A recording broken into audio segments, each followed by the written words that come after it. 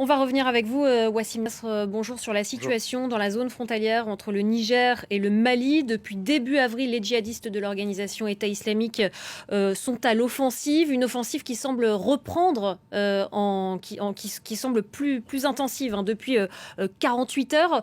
Concrètement, qu'est-ce qui se passe en ce moment? Donc effectivement, il y a eu plusieurs offensives où les djihadistes de l'État islamique se sont attaqués à plusieurs factions Touareg, les Gatia ou le MSA, mais aussi ils ont commis plusieurs massacres dans plusieurs villages visant les civils.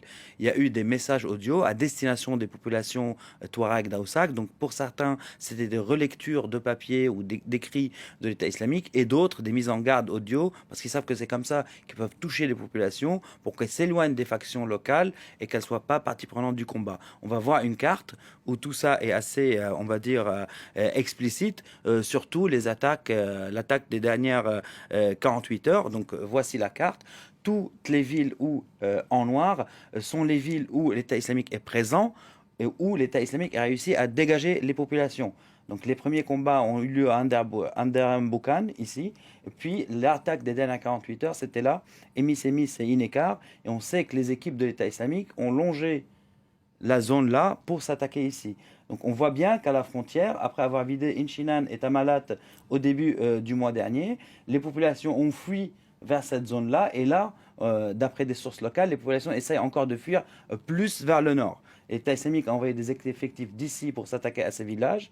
D'après des sources locales, encore une fois, beaucoup de pertes dans les rangs des djihadistes, mais un repli vers la zone d'Inaraban qui est devenue un sanctuaire pour les djihadistes parce que c'est de cette zone-là cette zone-là est la zone locale du chef qui a fait l'intérim, on va dire, entre la mort d'Aoulid Sahraoui tué par les Français et puis la nomination du nouveau chef. Donc c'est un chef militaire arabe du Mali. On voit bien qu'ils essayent de faire le vide sur la frontière. Ce qu'ils visent, c'est cette zone en particulier. Pourquoi? Parce que c'est une zone où il y a du relief, il y a de la végétation et qui est riche en eau. Et donc c'est là qu'ils pourraient se cacher effectivement de la détection et des drones, sachant que les drones français sont de moins en moins actifs là en termes offensifs parce qu'ils sécurisent le retrait français. Et donc ils cherchent à refaire un sanctuaire dans cette zone-là en vue des développements à venir. Alors, quelle est la réponse des deux pays, du Niger, mais aussi du Mali? Du côté du Mali, la réponse est quasi inexistante. Pendant les premiers combats, ici, au début du mois d'année, il y a une seule frappe d'hélico qui est arrivée, on va dire, après la bataille. Il y a même eu des exactions vis-à-vis des populations qui fuyaient l'État islamique vers Anasongo. Mais la réponse qui s'articule d'une manière assez complexe est du côté du Niger.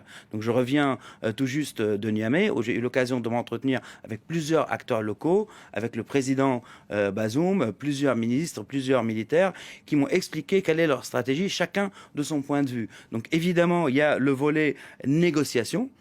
Parce que le Niger ne se cache pas de négocier avec certains de ces djihadistes pour essayer de les désengager ou de les mettre de côté dans cette bataille. Ce n'est pas des négociations, on va dire, au niveau de l'organisation. Ils ne négocient pas avec l'État islamique, mais ils négocient avec des chefs dans les rangs de l'État Donc, au niveau islamique, local. au niveau local, en espérant de les désengager. Donc ça, c'est un volet. Certaines zones ont été plus ou moins, on va dire, pacifiées pour le moment, mais l'effet direct de cela, c'est que l'État islamique se renforce du côté malien, sachant que du côté du Niger, il y a une trêve.